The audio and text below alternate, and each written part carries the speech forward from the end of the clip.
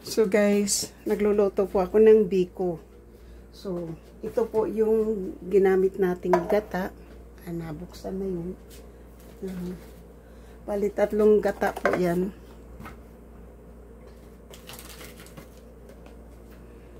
Yan. So, tapos yung asukal niyan. Ito yung package ng asukal na yan. Yan. Ano po, brown sugar cane po. Tapos, kasi kinulang po tayo doon, ito ang dinagdag natin. Mayroon tayong Spanish sugar na bali 4 na stick doon. Tapos 5 doon sa kaisa. So, hindi ko kasi po, pag ako nagbibiko, hindi ko nilalagay kaagad yung kanin. Ito yung kanin. Oh. Yan. Yan po yung kanin. So, hindi ko pa po siya nilalagay. Hindi pa po luto yan. Habang habang niluluto ko po yung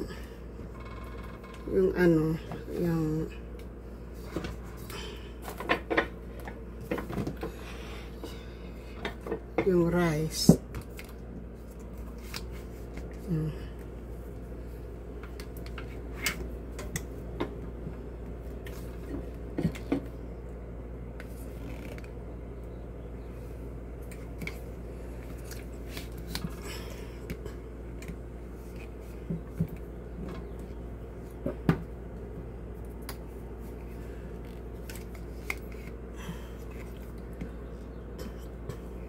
Habang niluluto ko po yung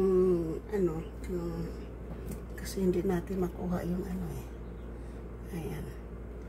Habang niluluto ko pa po yung rice, kasi ito matagal, kaya pinagsabay ko na sila. Maluluto na lang yung rice po, pero ito hindi pa ito maluluto. Kasi tingnan mo, wala pa yan. Hindi pa po tama yan. Magiging ganito po siya, yung gusto ko yung ganito po. Yung nagluto kasi ako nung nakaraan, ito yung natira. So, ganito kalapot yung gusto ko po. Kaya ilagay ko yan sa aking kakainin na biko. So, habang magbablog tayo dito po ay, hindi natin to tatapusin ha. Hindi ko po ito tatapusin. Gusto ko lang ipakita sa inyo na kung paano po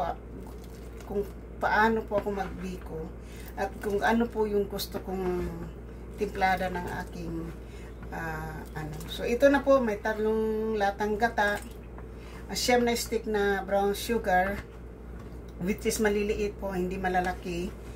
Pag yung malalaki po, isa lang yung nalagay ko doon kasi gusto ko yung biko po ay brown. Tapos ito yung 8 cups na rice po dito. So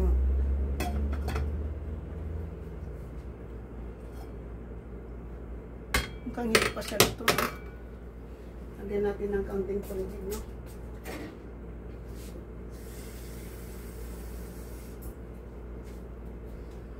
Mukhang hindi pa siya luto.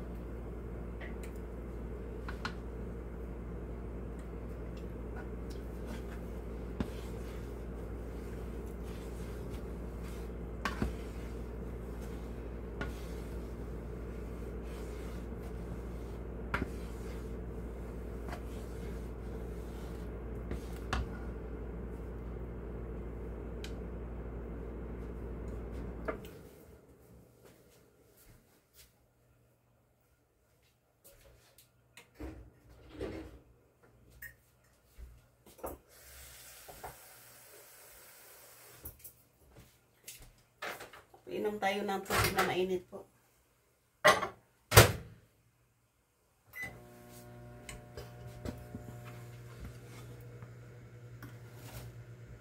Hindi siya mainit.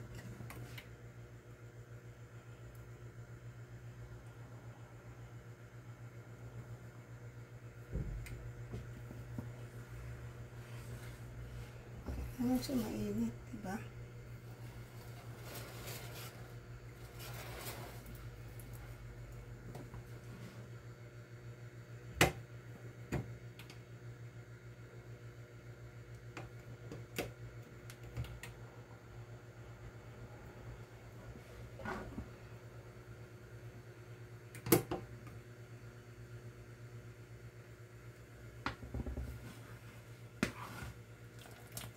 Malayo pa po to. Oh.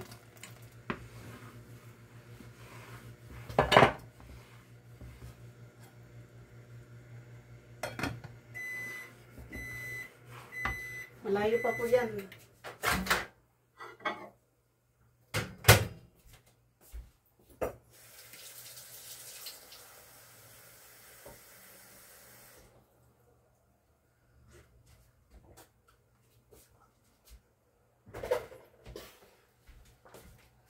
So, shout out po. At hanggang dito na lang po ako. Thank you po so much. I love you all. Hanggang sa muli. Ako po ay nagsasabing ang buhay ko ay wither lang. So, na kung inspirasyon ko kayo.